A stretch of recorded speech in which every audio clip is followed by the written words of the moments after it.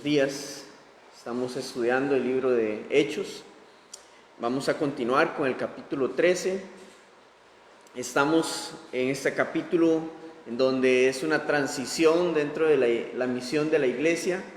Hemos visto cómo el evangelio ha llenado toda Jerusalén, se ha extendido por Judea a otras zonas de Samaria y ha comenzado a alcanzar a otras ciudades gentiles fuera de Israel.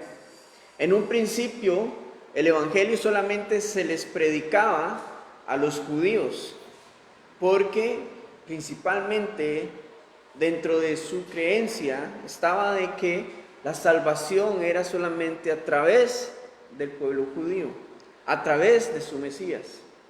Entonces, primeramente la palabra fue extendida solamente a los judíos en las sinagogas y en otros lugares, pero en el capítulo anterior comenzamos a ver cómo algunas personas, algunos discípulos que estaban en Antioquía de Siria, comienzan también a hablarles acerca del evangelio a los gentiles, a los griegos que habitaban en esta ciudad.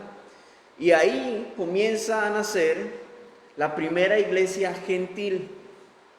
Y luego vimos que esta iglesia es compuesta por diferentes culturas, personas de África, de Asia, personas de la misma Jerusalén, de judíos, prosélitos, romanos, griegos, y es la primera iglesia multicultural que podemos ver en la palabra de Dios, en la Biblia. Así que Bernabé fue enviado a esta iglesia. Bernabé fue a buscar a Saulo, lo trae también a Antioquía, y durante un año ellos estuvieron enseñando acerca de la palabra de Dios, acerca de las escrituras en este lugar. Luego regresan a Jerusalén porque esta iglesia envió una ofrenda de apoyo a la iglesia en Judea para que durante el tiempo de hambruna que iba a haber sobre este lugar, ellos tuvieran cómo sustentarse. Entonces, habiendo cumplido con su labor, con su trabajo, entonces Bernabé y Saulo regresan ahora a Antioquía, y al principio del capítulo 13, vimos la semana anterior, son enviados por la iglesia para su primer viaje misionero. Y comenzamos a ver que a Saulo ahora comienza la palabra de Dios a nombrarlo como Pablo. Esto porque Saulo es su nombre hebreo, pero Pablo es su nombre romano. Entonces no es que había algún cambio de personalidad en absoluto, es porque siempre tuvo los dos nombres. Dentro de su casa, al ser criado como judío, se le llamaba como Saulo, pero fuera, rodeado de los gentiles, de los romanos y griegos, dentro de esta cultura griega, se le llamaba Pablo. Entonces ahora hace la transición y tiene mucho sentido el saber de que Pablo está siendo enviado a los gentiles y que ahora su nombre va a ser usado solamente Pablo, porque es lo que más lo identifica con la cultura a la que está siendo enviada a alcanzar. Entonces, ellos son enviados primeramente hacia la isla de Chipre. Ahí Dios los usa para hablar en cada una de las sinagogas de aquella provincia, de toda la isla de Chipre, pero llega un momento en donde el procónsul o el gobernante de esta provincia romana quiere escuchar acerca de la palabra de Dios y los manda a llamar. Pero junto a él había un hombre de ascendencia judía, de formación judía, que había mezclado su religión junto con otras creencias, con otros sistemas de creencias.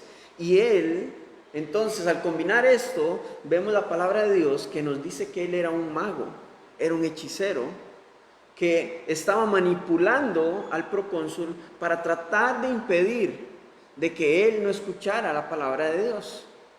Y vimos cómo Dios destapó esto a través de Pablo, lo confrontó, Dios hizo una obra milagrosa en él, dejándolo ciego, y el procónsul al ver esto, el propósito por el cual Pablo y Bernabé estaban junto a él, que era enseñarle la palabra de Dios, se logró. porque este hombre vino y rindió su corazón a Jesucristo. Entonces siempre va a haber oposición cuando la palabra de Dios quiere ser transmitida. Y en la sección de hoy lo vamos a ver. La palabra de Dios siempre va a tener oposición a los diferentes lugares donde vaya a ser expuesta. Siempre. Pero el reino de Dios siempre va a avanzar. La palabra de Dios siempre va a prevalecer. Para esta sección de hoy, que estamos en el capítulo 13, Pablo, Bernabé y las otras personas que iban con ellos regresan de la isla de Chipre, regresan hacia el continente y van a ser guiados hasta la ciudad de Antioquía, pero no de Siria, sino Antioquía de Pisidia. Era una ciudad que tenía un nombre similar al de la otra ciudad donde había nacido la iglesia. Esto era conocido como Asia Menor, está en la actual Turquía, entre Éfeso y otra ciudad que se llama Cilicia, dentro de la zona de Galacia. Y esto se los digo porque geográficamente debemos de conocer en dónde se estaba movilizando Pablo, porque va a tener mucho sentido cuando veamos las cartas de Pablo más adelante en el Nuevo Testamento, ya que él va a enviar cartas a Éfeso, a la iglesia de Galacia, y esta es la carta de los Gálatas. Entonces, Pablo está visitando toda esta zona y luego va a enviar una carta a cada una de esas iglesias para que sean leídas, para poder identificar las situaciones que estaban lidiando cada una de ellas. Porque Pablo continuó el cuidado pastoral sobre cada una de ellas. Entonces, por eso es que les menciono estos datos geográficos para poder ubicarnos y poder cobrar sentido aún más a las cartas de Pablo. ¿Ya? Entonces, ellos llegan a esta ciudad de Antioquía. Aquí van a comenzar a predicar primeramente en la sinagoga, pero los gentiles escuchan acerca de la enseñanza de Pablo y comienzan entonces a pedirle a él y a Bernabé que les hablen más acerca de la esperanza del evangelio de salvación. Esto va a provocar a celos a los judíos, a los líderes judíos. Y ellos van a montar una persecución contra Pablo y Bernabé y los van a expulsar de la ciudad. Pero de nuevo, la palabra de Dios siempre va a prevalecer y siempre va a avanzar a pesar de los obstáculos. Así que con esta introducción vamos a iniciar el capítulo 13, en versículo 13 de Hechos. Y nos dice: habiendo zarpado de Pafos, Pablo y sus compañeros arribaron a Pergue de Panfilia, pero Juan, apartándose de ellos, volvió a Jerusalén. Este hombre, Juan, es Juan Marcos. Vimos la semana anterior que él es el escritor del Evangelio de Marcos, y digo que es el escritor porque el autor fue Pedro, quien le iba dictando el Evangelio, pero él lo iba escribiendo. Este Juan Marcos era primo de Bernabé, y no sabemos por qué razón él decide regresar a Jerusalén, pero hay comentaristas quienes dicen que probablemente fue porque él tenía temor de lo que se avecinaba, viendo lo que ya había pasado en Chipre, la persecución que habían montado también en ese lugar, la oposición que habían encontrado, y él sabía que venía más para cada uno de los lugares donde iban a visitar. Entonces, esta era una de las probabilidades de por qué él regresa a Jerusalén, y otra es porque probablemente también él extrañaba ya su hogar y tomó la decisión de regresar. En fin, no sabemos propiamente por qué él regresa, pero sí sabemos los resultados. Vamos al capítulo 15 un momento, de Hechos, versículo 36.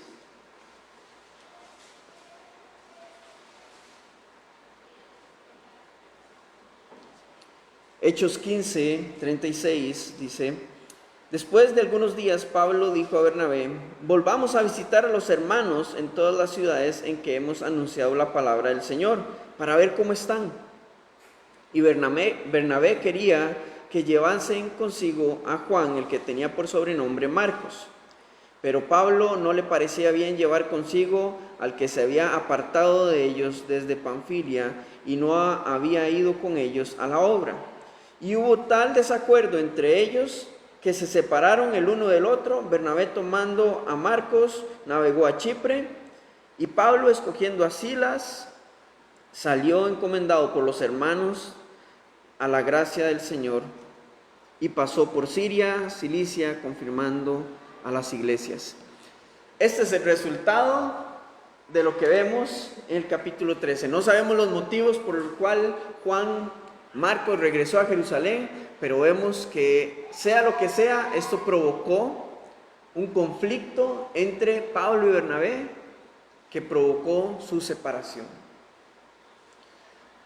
Esto ocurre dentro de la iglesia. Son cosas no esenciales, son perspectivas muchas veces de los hombres, pero esto no debe de estorbar que el evangelio continúe avanzando.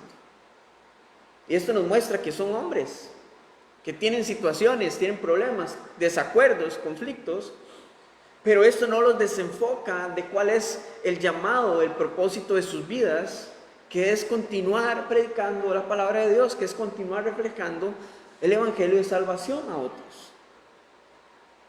Aquí no están siendo excluyentes, simplemente hubo alguna situación que Pablo vio como importante para que Juan Marcos no los acompañara en este viaje, pero simplemente fue cuestión de perspectivas de cada uno y tenían sus razones.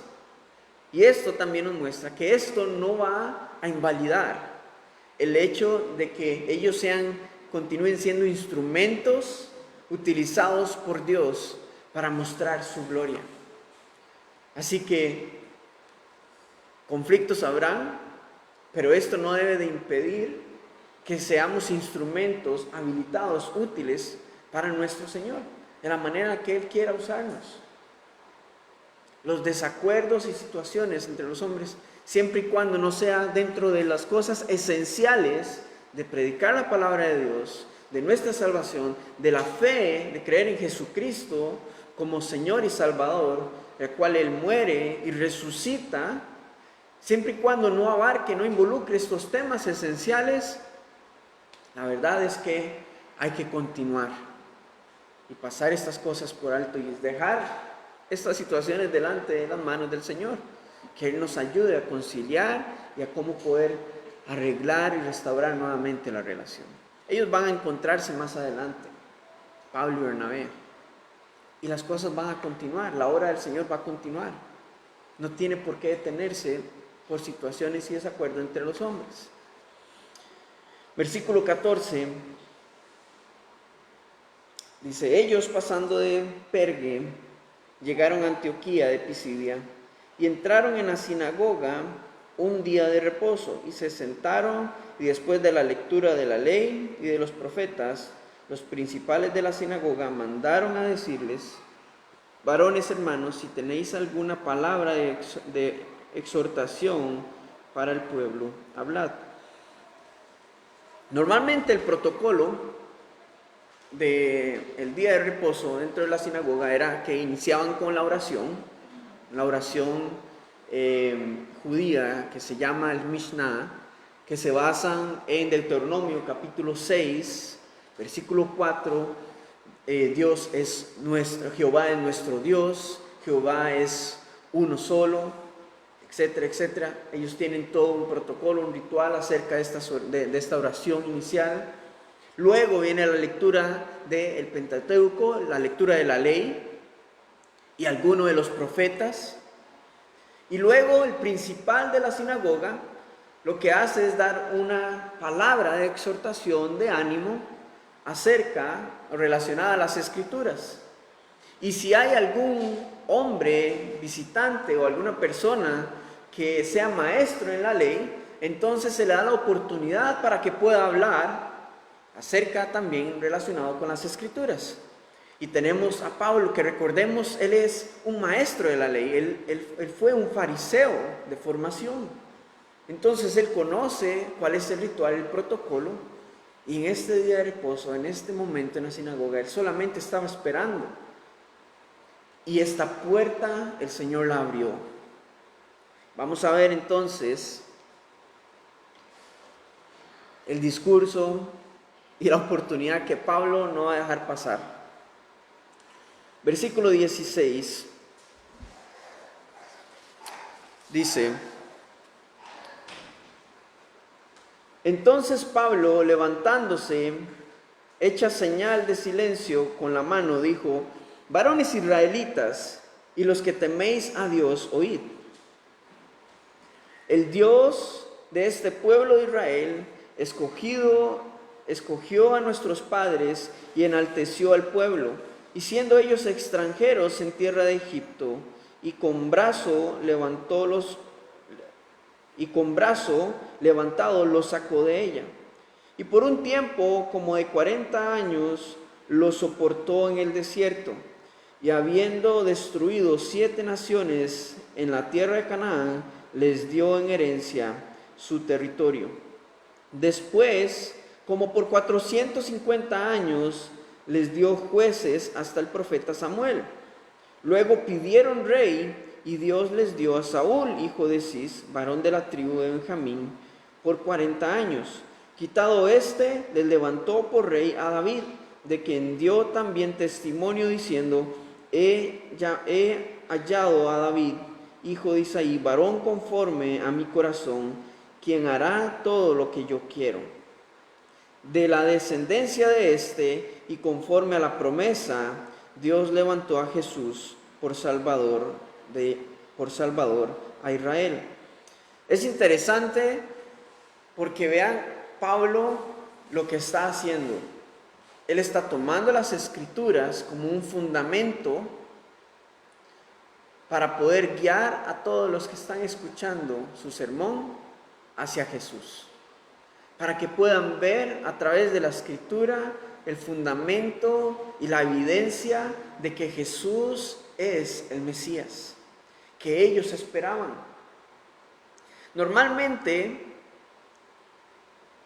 los judíos hacen esto de una retrospectiva de su historia para recordar y hacer memoria de cuántas veces Dios ha sido fiel, ha protegido, ha guardado a Israel, y lo hacen con el propósito de ser animados y exhortados a recordar de que así como Dios lo ha sido en el pasado con su pueblo, Dios puede hacerlo en el presente y en el futuro. Y esto continúan haciéndolo y recordándolo generación tras generación. Entonces, esta primera sección del sermón de Pablo, él lo está tomando como un fundamento, no solamente para animarlos y exhortarlos, sino también para que ellos puedan ver que en Jesús se cumplen las profecías. Y es interesante porque los que estudian la ley han leído esto inimaginable cantidad de veces, las profecías, pero ellos no las comprendieron, no tuvieron la sabiduría de Dios para entender los tiempos. Y por eso es que no vieron a Jesús como el Mesías, porque no comprendieron las Escrituras, sino que dentro de su orgullo y dentro de sus fuerzas, en su perspectiva como hombres, quisieron interpretarlo a su manera. Continuamos en versículo, ¿dónde íbamos? Versículo 24. Dice: antes de su venida, predicó Juan el bautismo de arrepentimiento a todo el pueblo de Israel. Mas cuando Juan terminaba su carrera, dijo: ¿quién pensáis que soy? No soy yo él, mas he aquí viene tras de mí uno de quien no soy digno de desatar el calzado de los pies. Entonces, Pablo inicia con la época de los patriarcas, donde se forman las 12 tribus de Israel, las cuales ingresaron a Egipto, recordamos, por causa de que Dios utilizó a José. Y ahí con el tiempo, cientos de años después, fueron esclavizados, pero Dios los sacó de ahí, los guió y los soportó por causa de la dureza de su corazón en el desierto durante 40 años. Y les hace todo este resumen de la historia, con el fin de llegar al tiempo de David y hablar acerca de que conforme a la promesa que de él descendería uno que reinaría por siempre y su reino iba a ser afirmado una vez y para siempre. Él está llegando y tocando este tema para anunciarles acerca de que este descendiente es Jesús. Este es Jesús. Y luego avanza en el tiempo para hablarles acerca de Juan el Bautista, para que vieran cómo se estaban cumpliendo las profecías y los tiempos. Entonces, habiendo dicho esta primera parte de su sermón, veamos lo que continúa en versículo 26, porque es donde comienza a confrontarlos respecto a la sabiduría y a la manera en la que habían estado interpretando las Escrituras. Varones hermanos, hijos del linaje de Abraham, o sea, les está recordando cuál es su trasfondo, y los que de entre vosotros teméis a Dios, a vosotros es enviada la palabra de esta salvación. Porque los habitantes de Jerusalén y sus gobernantes, no conociendo a Jesús ni las palabras de los profetas que se leen todos los días de reposo, las cumplieron al condenarle, y sin hallar en él causa digna de muerte, pidieron a Pilato que se le matase. Y habiendo cumplido todas las cosas que de él estaban escritas, quitándolo del madero, lo pusieron en el sepulcro. Hasta aquí Pablo está confrontándolos y está haciéndoles ver lo que sucedió en Jerusalén, que estos que supuestamente debían de haber conocido toda la ley, todos los profetas, su cumplimiento, los tiempos, etc., no supieron interpretarlos, no supieron medir cuáles eran los tiempos en los que Dios estaba trayendo verdadera libertad y salvación a Israel. Y en lugar de saber estos tiempos, en su ignorancia, fueron ellos partícipes del cumplimiento de la profecía. ¿Cómo? Rechazándolo, crucificándole. Y hasta el versículo 29, que fue donde acabamos de llegar, hasta ahí llegan las decisiones de los hombres, porque dice, quitándolo del madero, lo pusieron en un sepulcro. Pero es donde Dios comienza a intervenir después, versículo 30. Mas Dios le levantó de los muertos. No fue ningún hombre, los hombres hicieron todo lo anterior, fueron partícipes en el cumplimiento de las profecías, pero Dios intervino para hacer el acto milagroso y poderoso, que fue levantarlo de entre los muertos. Entonces Pablo ha hecho toda una retrospectiva, les ha dado el fundamento y ahora les ha hablado acerca de la manifestación del Mesías, quien vino, quien murió, pero que también resucitó. Y ahora, después de haberles dado este fundamento, continúa ahora dándoles la evidencia, el respaldo, el testimonio. Versículo 31. Y él se apareció durante muchos días a los que habían subido juntamente con él de Galilea a Jerusalén, los cuales ahora son sus testigos ante el pueblo. Y nosotros también os anunciamos el evangelio de aquella promesa hecha a nuestros padres, la cual Dios ha cumplido a los hijos de ellos, a nosotros, resucitando a Jesús, como está escrito también en el Salmo segundo: mi hijo eres tú, yo te he engendrado hoy. Entonces, Pablo ahora les dice, si ustedes no creen lo que les estoy diciendo, básicamente, hay testigos acerca de su resurrección. Y más adelante, en 1 Corintios, Pablo testifica acerca de que 500 personas en un mismo momento estaban viendo a Jesús resucitado. Entonces no fue nada psicológico o no fue una alucinación, sino que estas 500 personas vieron a Cristo resucitado cuando fue ascendido y fue recibido en los cielos. Jesús durante 40 días vimos al principio, al final de Juan, al principio de los Hechos, por 40 días estuvo incluso hasta sentado a la mesa con los discípulos, comiendo con ellos, en diferentes ocasiones. Entonces ahora les está dando, sí, todo el fundamento histórico, todo el fundamento teológico, pero les está dando ahora también los testigos, el testimonio que ratifica que Jesús verdaderamente es el Mesías y que en Él se cumple la palabra de salvación que Dios había prometido a todo el pueblo de Israel. En Él se ha cumplido. Y utiliza la Escritura. Pablo es un teólogo, es un maestro de la ley, entonces al hablar a los judíos, él siempre va a utilizar el fundamento de la Escritura. Y esto nos enseña algo. Sí, el Evangelio, el Señor puede usarnos para transmitir las cosas básicas acerca de la salvación.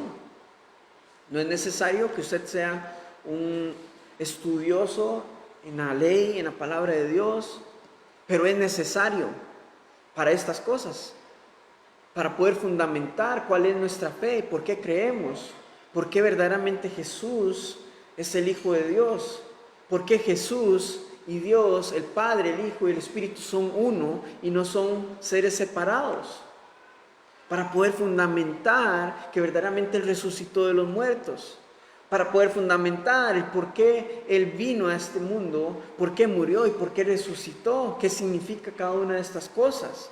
Entonces, la salvación en Jesucristo, nosotros la testificamos a través de nuestra vida, su transformación, pero es necesario también que podamos tener un fundamento en la palabra de Dios, porque entre más continuemos estudiando la palabra de Dios, el Señor más nos puede seguir usando en diferentes situaciones. Porque esta es nuestra herramienta. Este es el fundamento. Pablo lo está usando. En versículo 33 dice, la cual Dios ha cumplido a los hijos de ellos, a nosotros resucitando a Jesús, como está escrito también en el Salmo 2. Esto es en el Salmo 2. Mi hijo eres tú, yo te he engendrado hoy. Él está hablando acerca de ese salmo para afirmar de que Jesús es el Hijo de Dios y que por eso fue resucitado y levantado entre los muertos. Versículo 34 dice, y en cuanto a que le levantó de los muertos para nunca más volver a corrupción, lo dijo así, os daré las misericordias fieles de David. Por eso dice también en otro salmo, no permitirás que tu santo vea corrupción. Insiste en la palabra corrupción, hablando específicamente o aludiendo específicamente al pecado, haciéndoles ver que en Jesús no hubo pecado, que Él fue perfecto, que en Él se cumple la palabra de los salmos, diciendo que no permitirás que tu santo vea corrupción. O sea que Jesús no iba a pecar. A pesar de que Él iba a llevar nuestros pecados, Él simplemente los cargó, pero Él no pecó, Él se mantuvo puro en perfección, porque era el Hijo de Dios, porque era santo, de la misma naturaleza del Padre, y por eso fue levantado también de entre los muertos, para nuestra esperanza. Y si vemos continuamente en los hechos, cada vez que los apóstoles, que los discípulos están hablando acerca del Evangelio de Salvación, hablan siempre de la misma línea, de la muerte y de la resurrección de Jesús. Porque en la muerte fue consumido la ofrenda, el sacrificio vivo de Jesús. Pero en su resurrección nos da el aval de que la ofrenda de sacrificio fue aceptada por el Padre. Y con su resurrección nos da esperanza a una vida eterna y prometida. Versículo 36 dice: porque a la verdad David, habiendo servido a su propia generación según la voluntad de Dios, durmió y fue reunido con sus padres y vio corrupción. O sea, no fue levantado entre los muertos, él pecó, no fue perfecto, a pesar de que era un hombre conforme al corazón de Dios. Versículo 37, mas aquel a quien Dios levantó no vio corrupción, insistiendo en que él fue santo y permaneció santo siempre, inocente, sin causa del por qué lo hubiesen crucificado. Pero la causa la conocemos nosotros hoy, que fue por el pago de nuestros pecados, porque tenía que suceder así, por la voluntad soberana de nuestro Padre, por su amor y misericordia. Y comienza versículo 38 entonces: sabed pues esto, varones hermanos, que por medio de él se os anuncia el propósito por el cual sucedieron todas estas cosas, el perdón de pecados, y que de todo aquello de que por la ley de Moisés no pudisteis ser justificados, en él es justificado todo aquel que cree. Qué bueno, Pablo les está dando toda la evidencia y el fundamento por el cual deben de creer en Jesús y el propósito por el cual él vino, por el cual murió y resucitó, para perdón de pecados, pero también para que ellos sepan que a través de la ley no pueden ser justificados, pero que en Jesucristo también pueden ser justificados. Lo que la ley no logró, Jesús sí lo logra. ¿Por qué? Vamos a ver por qué él toca el perdón de pecados y la justificación de maneras separadas, pero al mismo tiempo unidas a través de Jesucristo. Y es que la ley, no es que la ley sea inoperante, la ley es necesaria, porque la ley refleja cuál es el estado natural del hombre. La ley es como un espejo en donde usted se da cuenta de su naturaleza, de que usted en sus fuerzas no puede cumplir todos los requisitos para mantenerse santo. La ley era necesaria. Es más, en Romanos capítulo 7, versículo 7, Romanos 7, Pablo dice: ¿qué diremos entonces? ¿Es pecado la ley? De ningún modo. Al contrario, yo no hubiera llegado a conocer el pecado si no hubiera sido por medio de la ley. Es por eso que la ley era necesaria, para mostrar el estado de nuestra naturaleza humana, de pecado, de desaprobación delante de Dios. Entonces, lo que la ley no pudo lograr, la ley que tanto ellos veneran y de la cual tanto hacen alarde, su ley no los justifica, más bien los condena y les refleja y les hace estar conscientes de su condenación, pero nada más. Pero entonces Pablo por eso les está diciendo: en Jesús ustedes encuentran perdón de pecados, no solamente por un día, por un año, sino una vez y para siempre.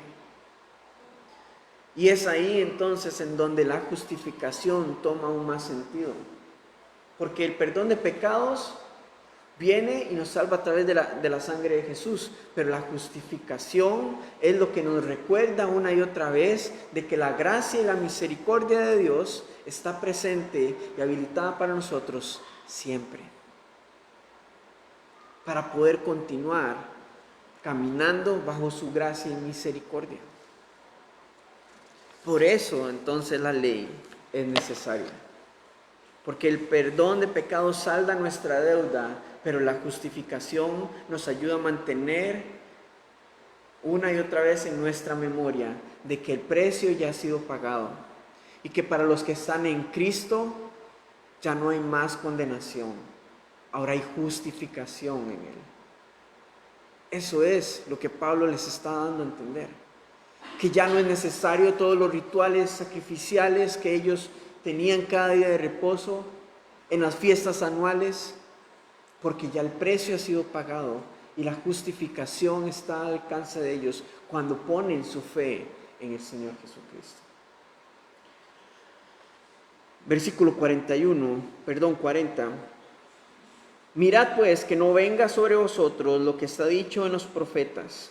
Y habla acerca de él, aquí viene un texto del profeta Habacuc. Mirad, oh menospreciadores, y asombraos y desapareced, porque yo hago una obra en vuestros días, obra que no creeréis si alguien os la contare. Cuando salieron ellos de la sinagoga de los judíos, los gentiles les rogaron que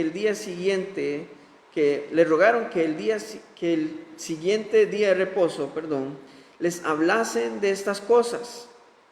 Y despedida la congregación, muchos de los judíos y los prosélitos piadosos siguieron a Pablo y a Bernabé, quienes hablándoles les persuadían a que perseverasen en la gracia de Dios. Esto despertó hambre en el pueblo, tanto de los judíos como los prosélitos, o sea, aquellos gentiles que se habían convertido al judaísmo, como de los gentiles que estaban en proceso de decisión de ver si se volvían al judaísmo o qué. A todos despertó un hambre, porque lo que estaban escuchando sábado tras sábado, Shabbat tras Shabbat, era solamente acerca de la ley, acerca de la profecía, y de cuán ellos no tienen acceso a estas promesas. Pero cuando Pablo habla acerca de las Escrituras y expone acerca de la justificación, el perdón de pecados y que ese Salvador que necesitaban es Jesús, esto despertó en ellos la posibilidad de que, bueno, es alcanzable, no en nuestras fuerzas, pero a través de este hombre, a través de Jesús. Y quieren saber más. Y esto es lo que pasa cuando exponemos la verdad del Señor, de la palabra de Dios. No cuando exponemos promesas vacías, sino cuando hay fundamento en la palabra de Dios. Despierta un deseo de querer saber más. Mira, ¿y por qué? ¿Qué fue lo que pasó? ¿Y cuál es el sentido de lo que está hablando la palabra de Dios? Y entonces el Espíritu Santo comienza a preparar el terreno de los corazones, como lo está haciendo en este momento. Versículo 43, al final, nos dice que Pablo y Bernabé persuadían a la multitud a que perseverasen en la ley de Moisés, no, ¿verdad? Sino que en la gracia de Dios. Porque la ley, como han visto ellos, los confronta y los condena. Pero la gracia de Dios no solamente confronta y les hace ver la condenación, sino que les hace ver la necesidad de un Salvador y que ese Salvador no es necesario, no es por obras, no es por buen comportamiento o por cuántos fundamentos usted pueda tener para tener salvación, sino que solamente es por fe en Jesucristo. Y por eso es que ellos insisten en que perseveren en esa gracia. Que recuerden una y otra vez de que es por gracia, de que es por amor, es por misericordia que van a poder tener salvación. Es solamente a través de Jesús. Versículo 44 dice: el siguiente día de reposo se juntó casi toda la ciudad para oír la palabra de Dios. Vean lo que provoca la palabra de Dios: un hambre, una sed en toda la ciudad. Multitudes vienen entonces, hasta aquellos que nunca habían considerado acercarse a una sinagoga judía. Versículo 45: pero viendo los judíos la muchedumbre, cuando habla de los judíos principalmente está enfocándose en los líderes, ¿verdad?, judíos, se llenaron de celos. Es algo familiar, ¿verdad?, al momento de cuando Jesús predicaba. Y rebatían lo que Pablo decía, contradiciendo y blasfemando. Una semana antes, muchos estaban asombrados y animando y escuchando a Pablo. Una semana después, al ver toda esta multitud viniendo, ahora entonces se llenan de celos porque ellos se sienten al margen. Estaban acostumbrados al populismo, al tener el primer lugar, al que los hombres los siguieran a ellos por su autoritarismo o su autoridad religiosa, su religiosidad.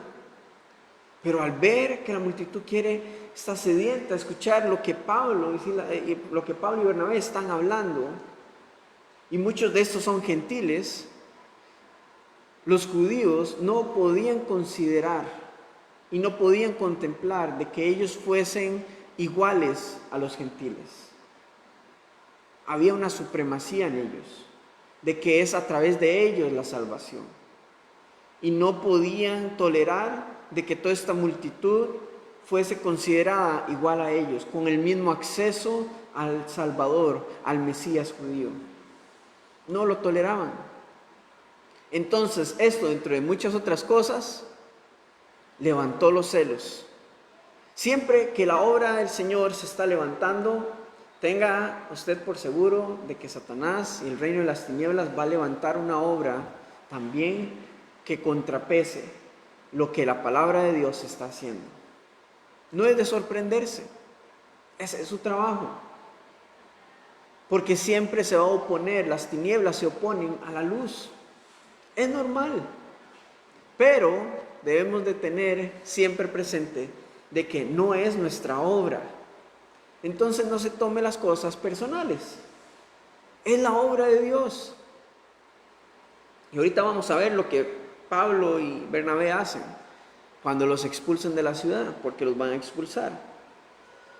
Entonces Pablo y Bernabé, hablando de nuevo, dijeron: a vosotros, a la verdad, era necesario que se os hablase primero la palabra de Dios.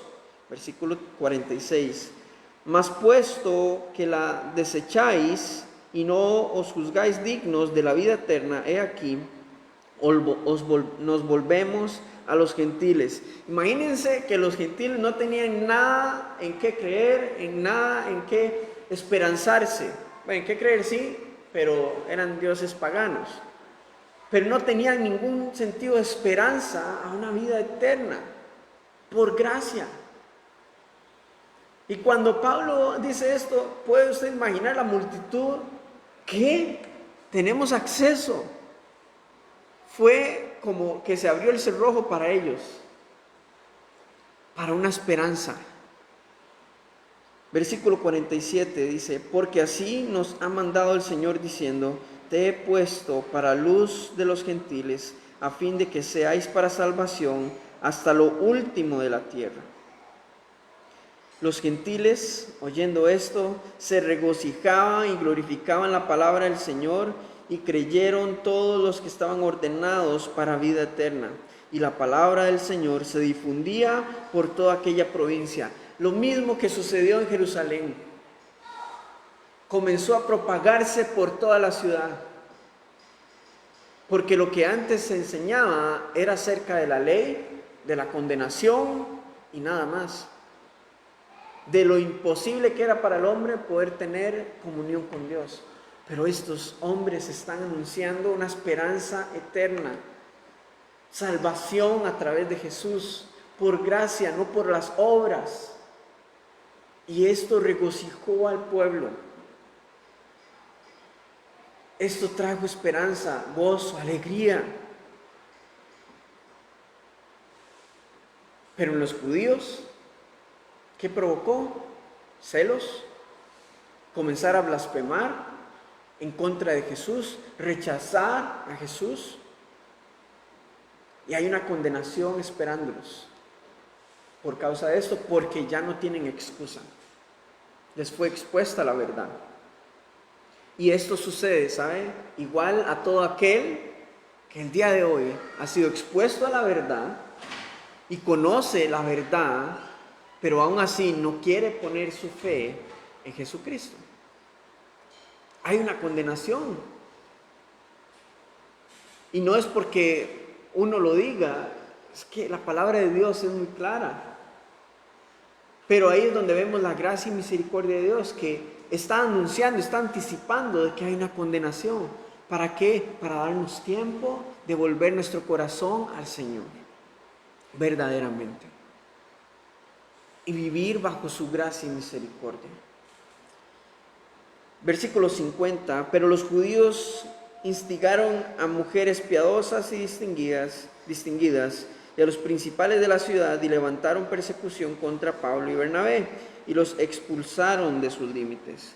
Ellos entonces, sacudiendo contra ellos el polvo de sus pies, llegaron a Iconio, y los discípulos estaban llenos de gozo y del Espíritu.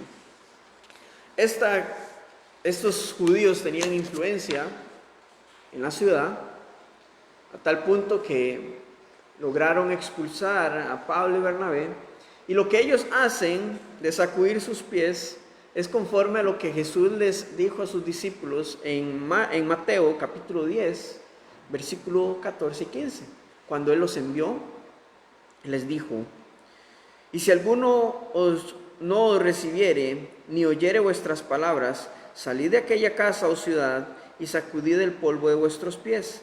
De cierto os digo que en el día del juicio será más tolerable el castigo para la tierra de Sodoma y de Gomorra que para aquella ciudad. Y es lo que ellos están haciendo, proféticamente hablando. El sacudir los pies dentro de la cultura judía, esto tenía un significado, y era que cuando algún judío pasaba por alguna ciudad gentil, sacudían sus pies, dando a entender de que no querían nada que ver con los gentiles. No querían traer consigo nada acerca ni de su cultura, ni de sus creencias, ni de sus prácticas. Como decir, yo no quiero nada de este lugar. Era como un acto simbólico.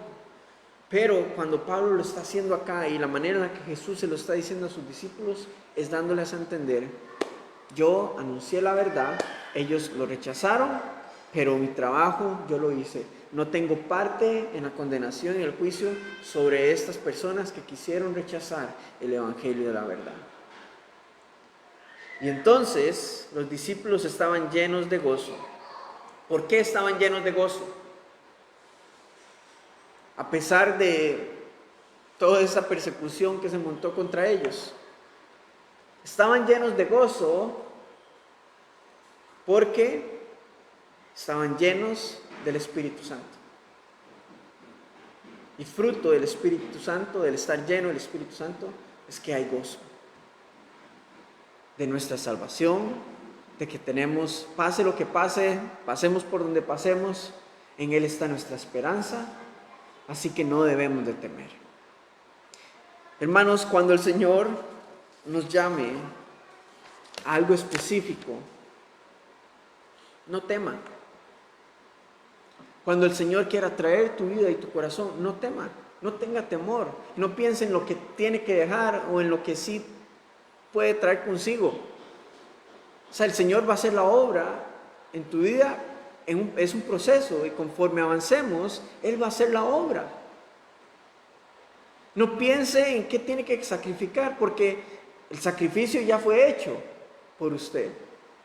Tal y como estamos, el Señor nos quiere recibir, quiere darnos esperanza, verdad, vida eterna, salvación, pero no por obras, no por cuánto usted haya sacrificado, por cuánto usted haya dejado, simplemente porque usted decidió creer en Jesucristo. Y Él irá trayendo convicción a nuestra vida de qué cosas debemos de ir dejando en el camino en nuestra vida. No temamos, permitamos más bien que Él sea quien nos llene de su Espíritu. El sermón de Pablo nos da un excelente ejemplo de cómo presentar el Evangelio, con un fundamento, ¿verdad? Anticipando de cómo la Escritura anticipaba la venida de Jesucristo, cómo fue su vida, por qué vino, por qué murió y por qué resucitó. Es la manera en la que podemos, de una manera práctica, anunciar el Evangelio. Y también, por último, sepamos que los obstáculos siempre van a estar. Siempre se van a levantar obstáculos a la palabra de Dios. Siempre van a haber obstáculos. Porque la obra de las tinieblas es esa. Traer confusión, mentira, engaño a nuestra vida, a nuestra mente. Y si no, usar a otros para tratar de engañarnos, de forzarnos a que nuestra fe no esté puesta en Jesús. A humillarnos, a tratar de contradecirnos, tratar de discutir para que nuestra fe en Jesucristo no siga. Y esta es la obra también de muchos de los que no creen. No creen, no quieren creer, no quieren recibir el Evangelio de Salvación, pero tampoco que los demás crean, ni que aquel que quiere recibirla la obtenga. Siempre van a estorbar. Pero la obra del Señor permanece y prevalecerá siempre. Su reino va a avanzar siempre, cueste lo que cueste, porque suya es la victoria. Es su obra, no es nuestra. Él es quien pelea por nosotros y quien va abriendo la brecha y el camino y preparando las situaciones en donde vamos a poder exponer la palabra de Dios. Y también, vayamos donde vayamos, tengamos que pasar por donde tengamos que pasar, asegurémonos de ser llenos del Espíritu Santo. Si usted pasa por alguna situación y no está lleno del Espíritu Santo, déjeme decirle que va a ser difícil, el doble.